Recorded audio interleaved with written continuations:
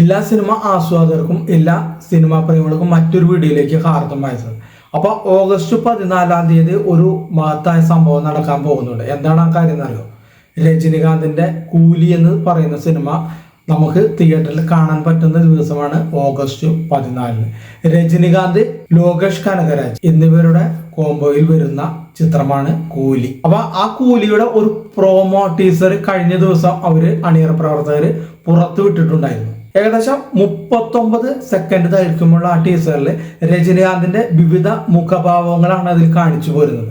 Power house എന്ന് പേരിട്ടിരിക്കുന്ന ആ ടീസർ അതിമനോഹരമായിട്ട് ചിത്രീകരിച്ചിട്ടുണ്ട്. അതുകൂടാതെ രജനികാന്തിന്റെ 171ാമത്തെ സിനിമയാണ് ഈ കൂലി എന്ന് പറയുന്നത്. നാഗാർജുന, ഉപേന്ദ്ര എന്നിവരെല്ലാം അഭിനയിച്ചിട്ടുണ്ട്. അമീർ ഖാൻ ഒരു അതിഥി വേഷത്തിലാണെന്നാണ് അറിയപ്പെടുന്നത്. ശ്രുതി ഹാസനാണ് ഇതിന്റെ നായിക.